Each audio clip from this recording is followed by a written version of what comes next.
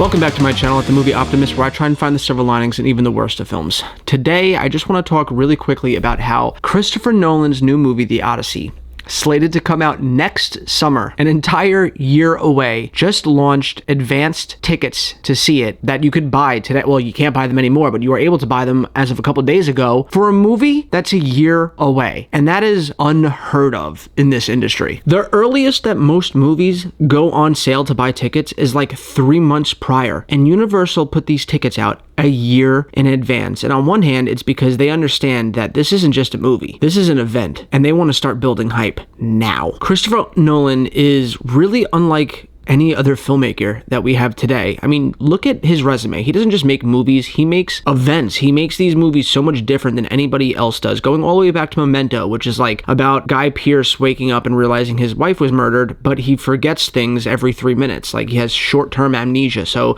he has to investigate the death of his wife, but he keeps forgetting everything, so he has to tattoo himself consistently and write all over his body every time he finds a new clue so that he doesn't forget it. And the movie's told in reverse, where by the end of the movie, you see the events that happened that causes him to lose his memories. And it sounds super convoluted with me talking about it, but it's a really intriguing movie told with a backwards timeline, and it's crazy. Then you have something like Inception, which is a movie about planting an idea within somebody's mind, like convincing them that selling their company is a good idea, and they do that by going inside someone's dreams, and then while they're in their dreams, they put them to sleep and go even further, and they go into these different levels of dreams to plant this idea, and it's just unlike any heist film you've ever seen before. Then he gives us Dunkirk, that's completely different. Then he gives us Tenet, which is essentially James Bond, where they move backwards in time. Like, they go in this machine and they do everything backwards, but forwards. And it's really complicated to explain, but it's unlike any spy movie you've ever seen before. Then he revolutionized superhero films with the Dark Knight trilogy, which reinvented the way that we view superhero cinema and gave us a much more grounded, serious approach to these things. Then he gives us Oppenheimer, which is a movie about a bunch of nerds sitting in a room talking science mumbo jumbo for 3 hours, all for us to see an explosion that happens in about 3 minutes. And that movie made almost $1 billion. And that movie didn't make $1 billion because there's a built-in fan base of the character of Oppenheimer that is big enough to amass $1 billion. No. I'm sure there are a lot of fans, history buffs, but not enough to make $1 billion. That movie made $1 billion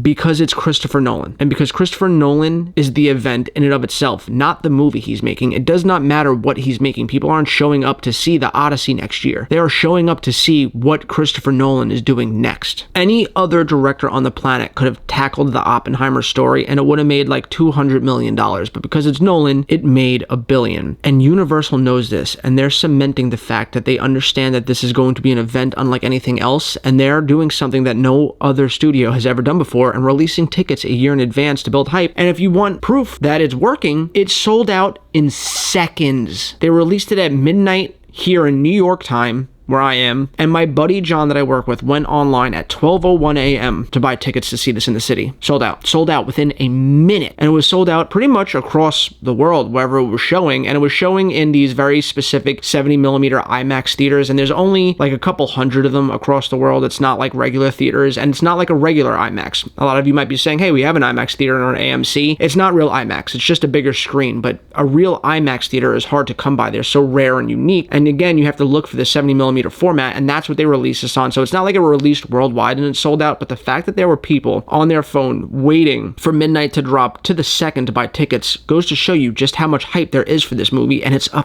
fucking year away. And it's not because Matt Damon's in it, it's not because Tom Holland's in it, it's not because Jon Bernthal's in it, it's not even because there's a big fan base of the Odyssey story, which, for those of you who don't know, it follows the character of Odysseus, played by Matt Damon, who was a soldier in the War of Troy, and after the battle is over, he fights his way back home to try and find his wife and his son, played by Tom Holland. Along the way, he has to battle a bunch of monsters and demons, and one specifically a Cyclops, and it's really a sword and sandals epic, which sounds exciting, but those movies aren't really blowing up the box office anymore. I mean, look at other sword and sandals movies like Gladiator 2, which only made like $300-something million.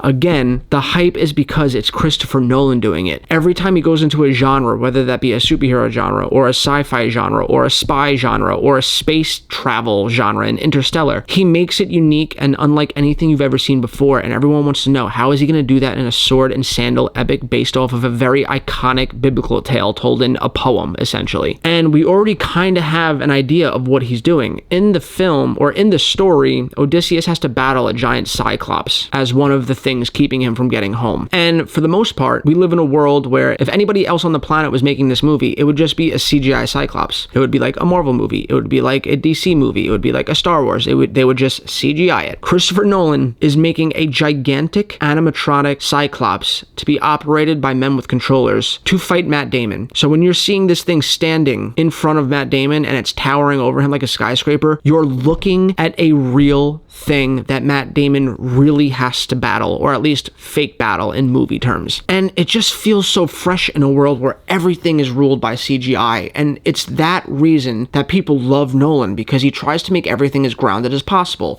Going back to Interstellar, the giant robot that follows them around when they go to that planet where time is like all messed up was practically made. And that just makes the whole thing feel so much more immersive than when you're watching everything just on a green screen. Again, Nolan has become an event in and of itself. It's not the movie selling the tickets, it's him selling the tickets. I am depressed that I could not see this movie in 70mm format that it was meant to be seen in on day one, but I will be there day one to see it in a regular theater. I cannot express just how excited I am. He is my favorite working director today. I love everything he's ever done. There's not a movie that has missed for me. They just keep getting better and better and better and better, and I just can't wait to see his version of a sword and sandal epic with real life, larger than scale animatronics. Like, that to me just blows my mind.